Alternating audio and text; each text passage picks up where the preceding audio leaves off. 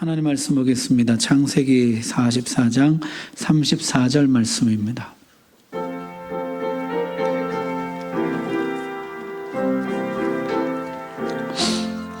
구약성경 71쪽 하나님 말씀 봉독할 때 우리 다 함께 자리에서 일어나셔서 한 목소리로 봉독합니다. 시작. 그 아이가 나와 함께 가지 아니하면 내가 어찌 내 아버지에게로 올라갈 수 있으리까? 두렵건대 제가 내 아버지에게 미침을 보리이다. 아멘. 하나님 말씀 전하겠습니다. 베냐민과 함께 와서 정탐꾼의 혐의를 벗고 붙잡혀 있던 시므온도 풀려나고 총리 관저에서 만찬을 대접받았었죠. 형들은 이제 완전한 경계를 풀고 깊은 잠에 들었습니다. 요셉은 마지막 시험을 준비합니다. 형제들 자루자루마다 곡식을 가득 채우고 그 곡식값으로 가져온 돈도 다 도로 집어넣습니다. 그리고 은잔을 베냐민의 자루에 넣었다는 것이죠. 아무것도 모르는 형제들은 아침에 일어나서 기분 좋게 출발합니다. 모든 일이 다 잘 되었습니다. 양식도 충분히 얻었고 시므온도 풀려났습니다. 무엇보다 베냐민도 무사합니다. 그렇게 상쾌한 출발을 했는데 얼마 가지 않아서 요셉의 청지기가 쫓아오는 것이에요. 와서 하는 말이 은잔이 없어졌다는 것입니다. 그러면서 너희가 어찌하여 선을 악으로 갚느냐, 그런 말을 해요. 사실 이것은 요셉이 형들에게 하는 말이죠. 형들의 안부를 물으러 찾아간 요셉 동생을 팔아버렸잖아요. 너희가 어찌하여 선을 악으로 갚느냐, 그렇게 이제 얘기했다는 것이죠. 나중에 요셉은요, 창세기 끝날 때 이런 고백을 합니다. 마지막에 가서 당신들은 나를 해하려 하였으나 하나님은 그것을 뭘로 바꾸사? 선으로 바꾸사 오늘과 같이 많은 백성의 생명을 권하게 하시려 하셨나이. 여러분, 사람들은요 선을 악으로 갚아요. 근데 하나님은 그 악을 또 다시 선으로 바꾸신다는 거죠. 하나님은 그 악을 다시 선으로 바꾸신다. 이게 이제 요셉의 고백이죠. 그러면서 이 청지기가 그 은자는 우리 주인이 마시며 점치는 데 쓰는 것이라, 이제 이런 얘기를 하죠. 당시에 이제 수점이라 그래서 잔에다가 두 종류의 액체를 섞는 것이에요. 주로 포도주와 올리브 기름을 섞었습니다. 그러면 이제 그 파장이 흩어지는 그 패턴을 분석해 가지고 길흉을 점치는 것이에요. 자, 그런 것이 유행했는데 그때 쓰는 그 잔이라는 것이죠.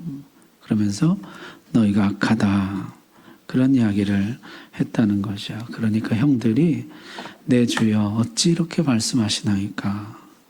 당신의 종들은 이런 일을 결단코 행하지 않았습니다. 맹세합니다. 이렇게 얘기합니다. 우리는 선을 악으로 갚는 일 따위는 결단코 하지 않습니다. 우리가 맹세할 수가 있습니다. 그렇게 얘기한 것이야. 사실 그러나 이들은 그런 일을 했었죠. 요셉에게 했었습니다. 그러면서 이들이 부연 설명하기를, 전에 우리 자루에 들어있던 돈도, 잘못 들어있던 돈도 우리가 도로 가져왔는데 잘못 들어온 돈도 우리가 돌려주는 사람들인데 우리가 그걸 도둑질 하겠냐고. 그 주인의 집에서 은금을 도둑질 하겠습니까? 그러면서 만약에 은잔이 나온다면 은잔이 나온 그 사람은 죽을 것이요, 우리 나머진 전부 다 종이 되겠습니다. 이런 얘기를 합니다. 여러분, 형들이 지금 네 가지로 얘기했는데 첫 번째 부인해요. 우리는 아니라고. 두 번째는 맹세합니다. 우리는 결코 선을 악으로 갚는 사람들이 아닙니다. 그리고 세 번째는 설명하죠. 우리가 잘못 들어온 돈도 돌려주는 사람들인데 남의 걸 훔치겠냐고. 그리고 네 번째는 극단적인 제안을 합니다. 만약에 나온다면 나온 그 사람은 죽을 것이요, 나머지는 다 종이 되겠습니다. 절대 확신을 했다는 것이죠. 결코 우리가 훔치지 않았다, 그런 확신을 했다는 것이요. 그러니까 그 청지기가 그 말을 듣고 도둑은 노예가 된다, 나머지는 무죄다, 그렇게 하고 조사를 시작합니다. 모두들 급히 자루를 땅에 내려놓았어요. 어젯밤 식사 자리도 나이 순서대로 앉혔는데 오늘 조사도 나이 순서대로 하는 것이요. 첫째 루벤, 둘째 시몬, 셋째 레위, 순서대로 조사를 하는 것이요. 한 사람 한 사람 자루를 풀 때마다 거기 없었어요. 여기도 없다. 여기도 없다. 그러면 그렇지. 여기도 없다. 안도의 한숨이 터져 나왔을 것입니다. 그렇게 10개의 자루를 조사하고 마지막에 베냐민의 자루를 풀었어요. 그런데 거기서 은잔이 나온 것이에요. 그래서 노래도 나왔습니다. 네가 왜 거기서 나와? 이런 노래가. 베냐민의 자루에서 은잔이 나온 것이에요. 모두가 충격에 빠졌습니다. 그들은 다 같이 옷을 찢고 다 같이 성으로 돌아왔어요. 여러분, 옷을 찢는 것은요, 극한 괴로움의 표시입니다. 요셉 때는 어떻게 했죠? 아버지만 옷을 찢었어요. 그러나 지금 베냐민 때는 모두가 함께 다 옷을 찢고 있어요. 가족 간에 어떤 연대가 생긴 것일까요? 요셉을 홀로 애굽에 팔아버렸던 형들은 이제 베냐민과 함께 애굽으로 돌아옵니다. 사실 요셉은요, 22년 전 상황을 그대로 재현하고 있는 거죠. 10명의 형들과 요셉 혼자, 이 10대 1의 상황을 여기 그대로 반복하는 것이죠. 10명의 형들과 베냐민 혼자. 과연 형들은 이번엔 어떻게 할 것인가? 그때 그 10명은 어떻게 해요? 요셉 혼자 남겨놓고 자기들끼리 밥 먹고 팔아넘기고. 지금 이 10명의 형들은 과연 어떻게 할 것인가? 베냐민을 데려옴으로 베냐민의 생사 안전은 확인되었습니다. 그러나 형들이 베냐민을 향한 태도, 베냐민을 대하는 태도는 아직 확인해야 되는 것이죠. 자, 그렇게 요셉 관저로 갔는데요. 요셉이 아직 거기 그저 있는 것이에요. 마치 기다리기라도 했다는 듯이 요셉이 거기 있는 것이에요. 여러분, 요셉은 기다리면서 많은 생각을 했을 것입니다. 베냐민만 올까? 형들도 다 같이 올까? 이먼 애굽 땅에 나를 홀로 팔았던 형들은 베냐민만 홀로 이먼 애굽 땅에 남겨둘 것인가? 아니면 함께 책임을 지려고 할 것인가? 그렇게 기다리는데 같이 온 것이에요. 뭔가 좀 변화가 있는 것이죠. 자, 요셉이 엄한 목소리로 묻습니다. 너희가 어찌하여 이런 일을 행하였느냐? 나 같은 사람이 점 잘 치는 줄 알지 못했느냐? 사실 요셉은요, 명실공히 애굽 최고의 점술사죠. 꿈을 해몽하고 해석하고 미래일을 맞추고. 지금 애굽에서 요셉보다 더 잘한 사람 없습니다. 최고의 전문가이죠. 너희는 지금 과거와 현재와 미래를 꿰뚫어 보는 사람 앞에 서 있다. 이렇게 얘기하는 것이에요. 그러나 사실 요셉이 앞에서 내가 아니라 하나님이라 그랬던 것처럼 과거, 현재와 미래를 꿰뚫어 보는 분은 하나님이죠. 지금 당신들은 하나님 앞에 서 있는 것이라.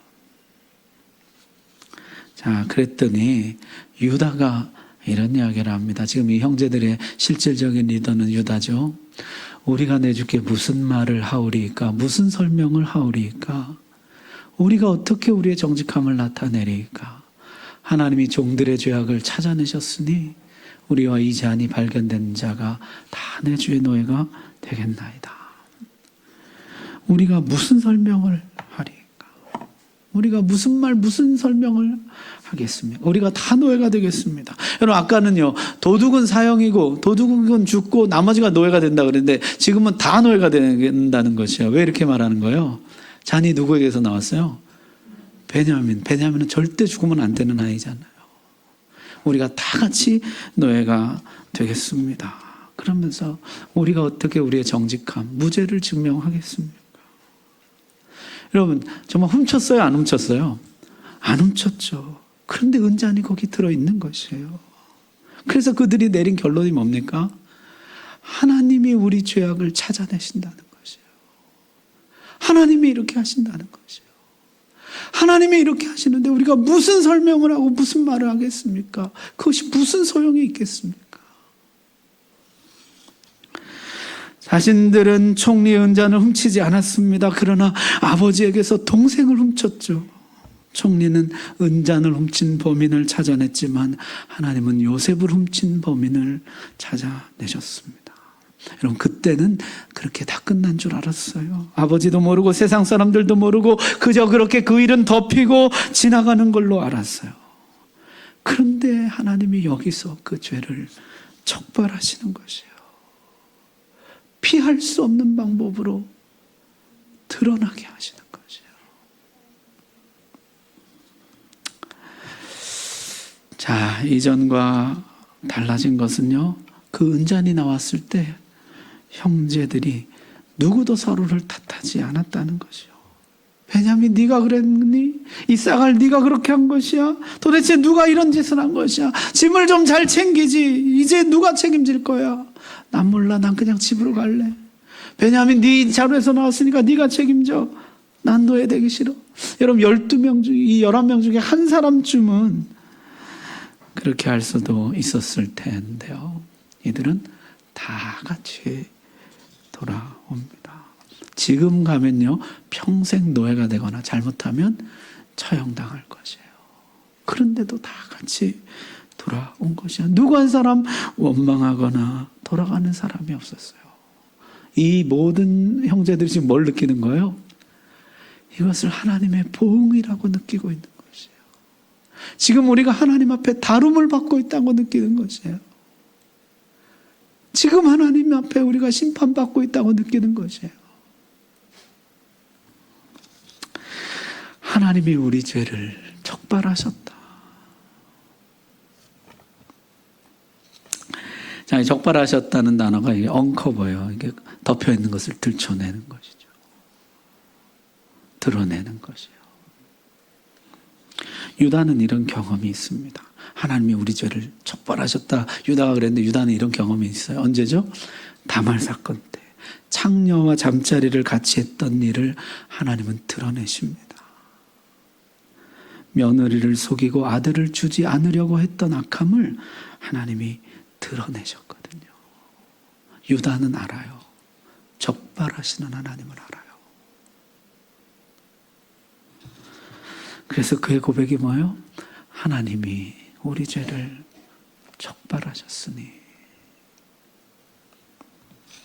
여러분, 지금 계속되는 하나님의 적발이에요. 처음에 양식을 사러 왔는데 엉뚱하게 스파이로 몰렸어. 감옥에 갇히게 되죠. 그때 감옥에서 형제들이 나눈 대화가 뭡니까?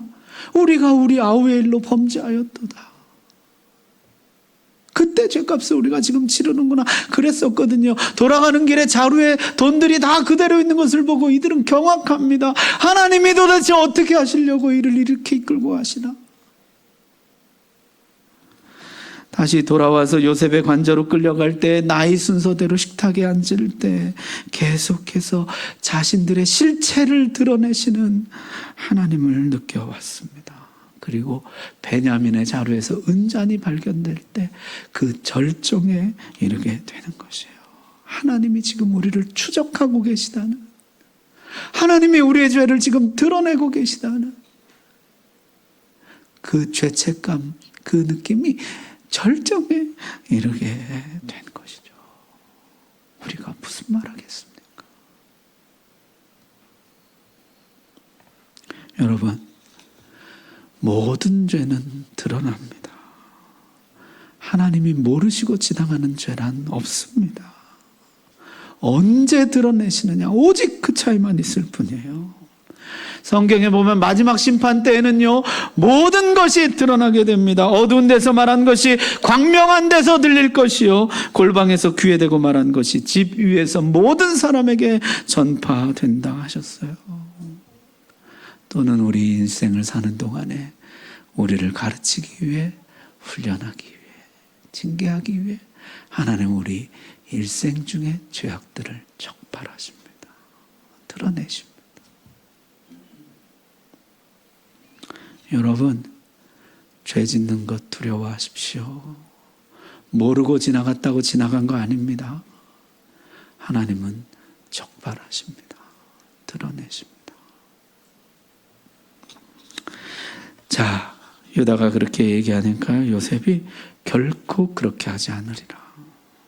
무죄한 자를 노예로 삼는 것은 하나님께 죄를 짓는 것이라. 잔이 발견된 자만 종이 되고 나머지는 집으로 돌아가라. 이렇게 판결합니다.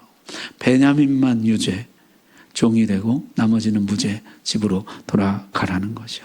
자, 20년 전에 멀쩡한 동생도 종으로 팔고 집으로 돌아갔는데 이제 범죄가 드러나서 판결을 받은 마땅히 종이 되어야 하는 동생 놔두고 가는 게 당연하지 않을까요?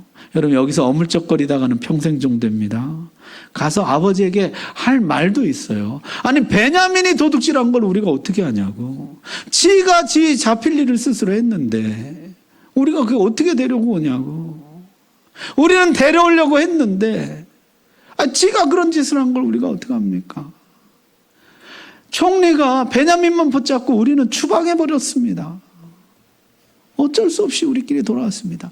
얼마든지 변명이 되거든요.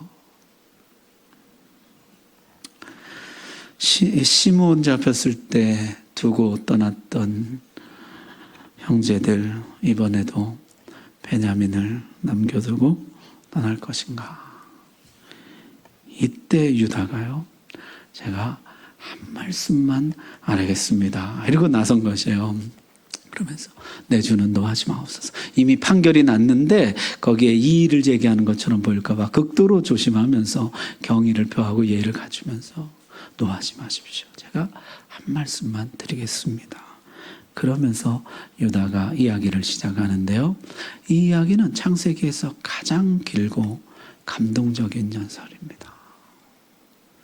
자, 유다는요, 자기 집 이야기부터 시작해요.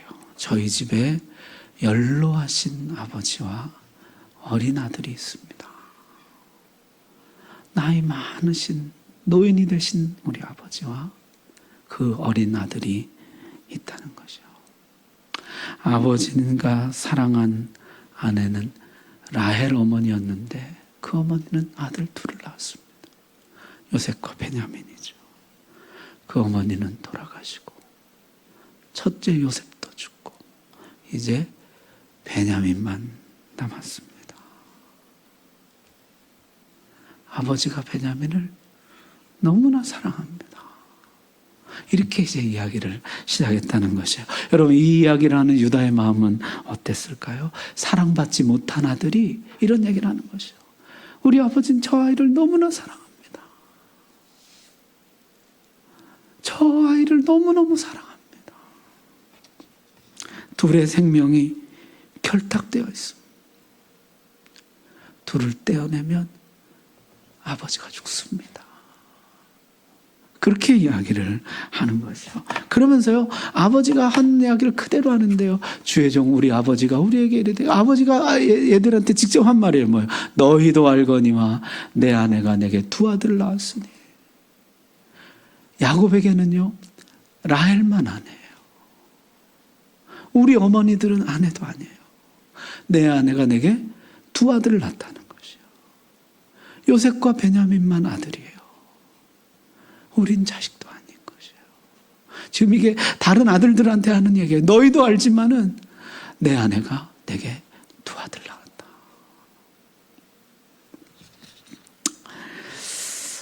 그런데 이제 한 아들이 죽은 것이죠. 그 요셉의 옷을 보고 아버지가 오열을 했습니다. 내 아들이 찢겼구나. 내 사랑하는 아들이 찢겨 죽었구나. 그렇게 통곡을 했다는 것이에요. 요셉은요, 아버지가 그렇게 통곡했다는 이야기를 여기서 처음 듣습니다. 그렇게 요셉이 죽은 후에 아버지는 베냐민에게 더욱더 집착했습니다. 둘의 생명이 하나로 묶여 있습니다.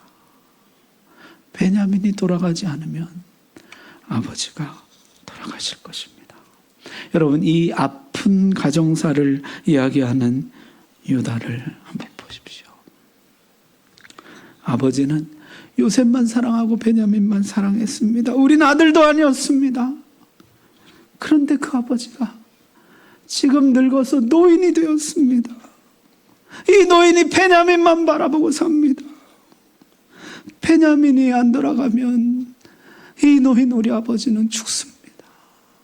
그러니 제발 베냐민을 돌려보내 주십시오. 우리 아버지를 불쌍히 여겨주십시오. 살려주십시오. 그런 이야기를 하고 있는 것이죠. 여러분, 유다는요, 고통스러웠던 과거, 아버지의 그 지독했던 편애를 인정합니다. 그리고 아버지를 이해합니다. 어쩌면 편애의 피해자였던 아버지가 편애할 수밖에 없었던 것을 이해합니다. 아버지는 원래 라헬 어머니만을 사랑해서 결혼하려고 했는데 외삼촌에게 속아서 다른 아내 3명을 더 얻게 됐어요. 그래서 그 3명의 아들들과 그 자식들을 그다지 사랑하지 못했다는 거, 그 사실을 받아들입니다. 그래서 더욱더 아버지가 라헬과 그 아들들에게 집착했다는 것을 인정합니다.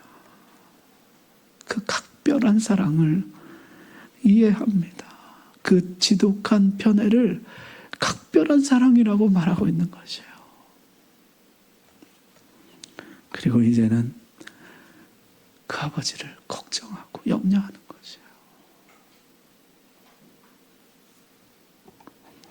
여러분, 유다의 연설에서요, 아버지는 15번 나옵니다. 15번.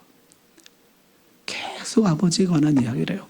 그런데요, 이게 좀 흐름이 있어요. 처음에는 뭐라 그러냐면 그의 아버지라고 나와요. 20절에서 22절까지는 그의 아버지예요. 베냐민의 아버지, 요셉의 아버지.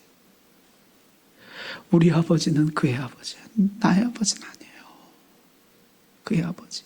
그런데 24절부터 31절까지는요, 우리 아버지라고 나와요. 그런데 우리 아버지가 그리고 맨 마지막에 가면요, 드디어 내 아버지라고 나와요. 내 아버지가.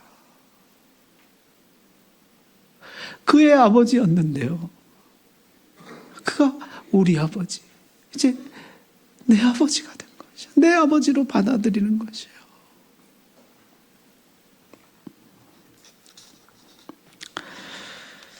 유다는요, 마침내 야곱을 그 미워하던 아버지를 내 아버지로 받아들입니다. 나는 아버지를 이해합니다. 용서합니다. 그리고 염려합니다. 그런 이야기를 하는 것이요. 그래서 간절히 청합니다. 베냐민을 보내주십시오. 제가 대신 종이 되게 해주십시오. 저를 대신 종으로 잡으시고 베냐민을 그냥 올려보내 주십시오. 우리 늙은 아버지를 살려주십시오. 그런 얘기를 했다는 것이요. 여러분, 그게 이제 오늘 읽은 34절 말씀이에요. 그 아이가 가지 않으면 내 아버지가 죽습니다. 내 아버지를 불쌍히 여겨주십시오. 그런 이야기를 유다가 했다는 것이죠. 22년 전에 아버지가 찢겨진 피범벅이 된 요셉의 옷을 붙잡고 비통해하는 모습을 그저 곁에서 바라만 보았던 유다가요, 이제는 아버지가 베냐민이 없을 때 겪을 고통과 슬픔을 걱정하고 염려하는 것이요. 요셉을 종으로 팔아서 돈이나 건지자고 말했던 유다가 지금은 내가 대신 종이 되겠다. 그 아버지의 각별한 사랑을 지켜주기 위해서 내가 대신 희생하겠습니다.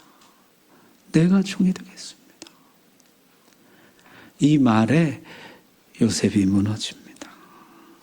요셉이 정을 억제하지 못하고 소리질러서 모든 사람 나가겠다는 거예요. 모든 시중선 사람, 이 형제의 화해가 구경거리가 되지 않도록 모든 사람을 다 물리친 후에 형들에게 마침내 자기의 정체를 밝힙니다. 그리고 통곡하면서 울었다는 것이에요. 형들의 변화를 확인한 요셉은 마음껏 통곡하면서 옵니다. 앞에 2번 우는 장면이 있는데 앞에서는 어떻게 울었죠? 숨어서 울었거든요. 형들 몰래. 여기선요, 형들이 변화된 걸 확인하고 그 앞에 통곡하고 우는데 바로의 왕궁에까지 들렸다는 것이에요. 여러분, 그렇게 울어본 적 있으세요? 옆집에 들릴 정도로?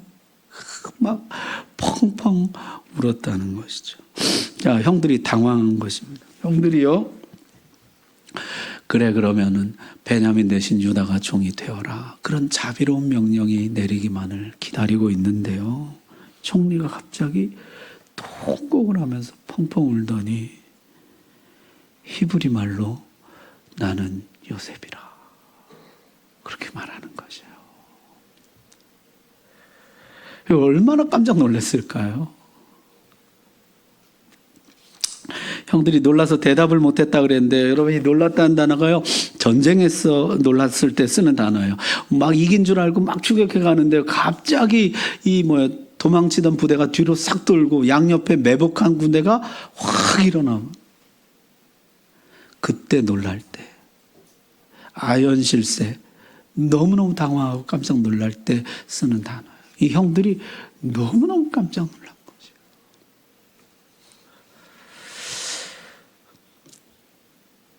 요셉이 나는 요셉이라.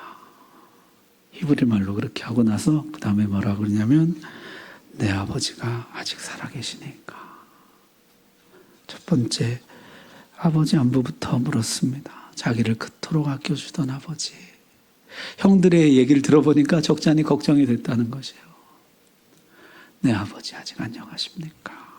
그렇게 물었죠. 그리고 내게로 가까이 오소서. 나는 당신들의 아우 요셉이니 당신들이 애굽의 판자라. 그래서 가까이 갔는데 멀리서 볼 때는 몰랐는데 가까이 가보니까 진짜 요셉이었다는 것이요. 진짜 요셉. 여러분, 형들이 느꼈을 감정, 첫 번째는 놀람이죠. 아까 그 깜짝 놀람. 두 번째는 뭐겠어요? 두려움이죠. 두려움. 한 짓이 있잖아요. 두려움. 그러니까 요셉이 뭐라 그럽니까? 당신들이 나를 이곳에 팔았다고 근심하지 마소서, 한탄하지 마소서, 자책하지 마소서.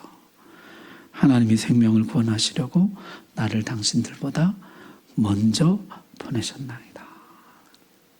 하나님이 나를 먼저 보내셨나이다. 그러면서요, 요셉이 형들을 달래는데요, 하나님이라는 표현을 5번이나 사용합니다. 하나님이 생명을 구원하시려고, 하나님이 큰 구원으로 당신들의 생명을 보존하시려고 나를 여기 보낸 것은 당신들이 아니요 하나님이시라. 하나님이 나를 바로에게 아버지로 삼으시고 온 땅의 관리자로 주로 삼으시고, 9절에는 하나님이 나를 애굽 전국의 주로 세우셨으니. 형들이 팔았지만은 그러나 이 모든 일의 실질적인 주체, 주인공은 누구였다는 거예요?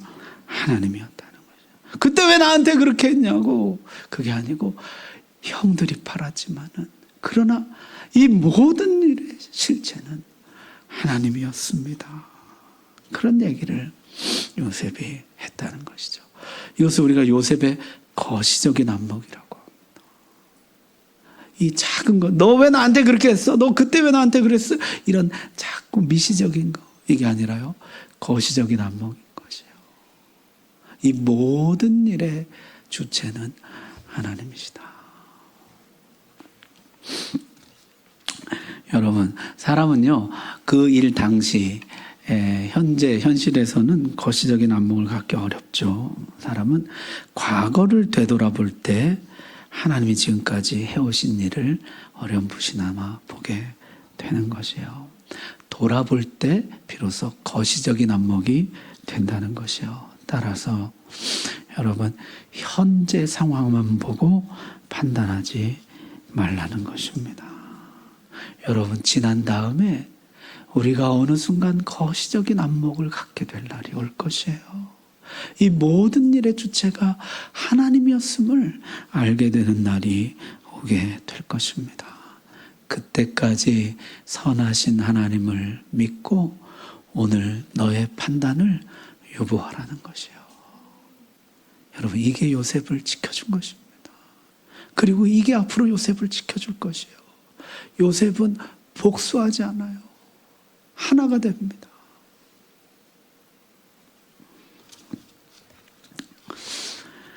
자, 요셉은요, 거기에 자신보다 하나님에 대해서 더 많은 이야기를 해요. 하나님이 하셨습니다. 이 모든 것은 하나님이 하신 것입니다. 그게 요셉을 지켜준 것이요. 그놈이 그러면 못 살아요. 네가 어떻게 나한테 그럼 못 살아요. 하나님이 그게 지금까지 요셉을 지탱해 준 것이거든요. 이 거시적인 안목. 요셉이요, 베냐민과 끌어안고 입을 맞추고 형들과 입을 맞춥니다. 유다가 육신의 아버지 야곱을 이해하고 받아들였다면 요셉은 하늘 아버지를 이해하고 받아들입니다. 그 두 아버지 이해가 만나서, 그 두 나의 아버지가 만나서 아름다운 결말을 맺고 있는 것이에요. 이 이야기는 이렇게 끝이 납니다. 같이 한번 읽을까요? 시작. 이스라엘이 이르되 조카도다. 내 아들 요셉이 지금까지 살아있으니 내가 죽기 전에 가서 그를 보리라 하니라. 아멘. 형들이 돌아와서 아버지에게 이 모든 일을 보고 하니까 아버지가 믿지 않다가요, 요셉이 보낸 애굽의 수레, 지금으로만 따지면 대통령 의전 차량이죠. 그 수레와 그 모든 물품을 보고 이제 기운이 소생하게 됩니다. 그러면서 야곱이 이런 말을 해요. 조카다. 내 아들 요셉이 살아있으니 내가 가서 그를 보리라. 근데 성경은 재밌게도 이때를 야곱이라고 쓰지 않고 이스라엘이라고 쓰고 있다는 것이에요. 이 이야기는 야곱의 이야기로 시작해서 이스라엘의 이야기로 끝이 납니다. 야곱의 아들들이요, 서로 미워하고 죽이고 팔아넘기는 막장 드라마로 시작해서 이스라엘의 아들들이 서로 이해하고 용납하고 하나 되는 아름다운 이야기로 끝이 난다는 것이에요. 여러분이 아름다운 이야기의 중심에 유다가 있습니다.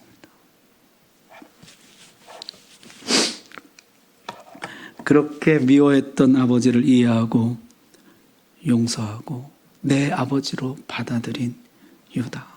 사실 여러분, 그렇게 미워했던 것도 사랑받고 싶어서 그런 것이었거든요. 유다는 아버지를 받아들이기로 결정합니다. 먼저 그를 받아들이기로 결정한 것이죠. 여러분, 야곱은 이 마음을 알았을까요? 알아줄까요?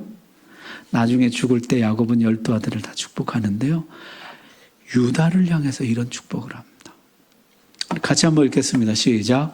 유다야, 너는 내 형제의 찬송이 될지라. 내 손이 내 원수의 목을 잡을 것이요 내 아버지 아들들이 내 앞에 절하리로다. 아멘. 유다 이름의 뜻은 찬송이에요. 그러나 지금까지 유다는 찬송이 아니었습니다. 그 집안의 문제거리였어요. 골칫거리였어요. 모든 나쁜 일을 앞장서서 하는 사람이었어요. 그러나 너는 이제 우리 집의 찬송이라는 것이에요. 내 형제의 찬송이다. 너로 말미암아 우리가 찬송하게 되었고 우리가 하나가 될 수 있어.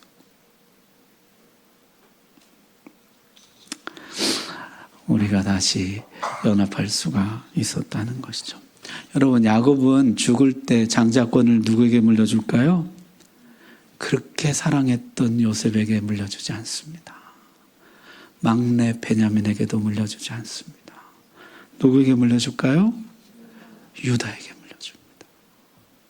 마태복음에 예수님의 족보는 이렇게 나와요. 아브라함이 이삭을 낳고 이삭은 야곱을 낳고 야곱은 유다와 그의 형제들을 낳고 유다는 이렇게 이어져요. 아브라함, 이삭, 야곱, 유다. 이렇게 하나님의 장자의 축복이 이어지는 계보를 보게 됩니다. 유다 지파는 장자 지파가 되고 유다 지파를 통해서 다윗 왕이 나오고 예수 그리스도가 오시게 되죠. 예수 그리스도가 오셔서 진짜 모든 사람들을 대신해서 종이 되시고 모든 사람들을 대신해서 십자가를 지시고 진짜 모든 사람들의 찬송이 되어주십니다. 여러분은 찬송입니까? 여러분은 여러분 집에 찬송입니까? 여러분 형제들의 찬송입니까? 아까 야곱의 말처럼 네가 원수의 목을 붙잡았도다. 원수가 우리 가정을 깨뜨리려고 산산조각 내려고 그랬는데 네가 원수의 목을 붙잡았도다. 내 아버지가 너에게 절하고 내 아버지의 형제들이 너에게 절하리로다. 너는 우리 집의 찬송이다.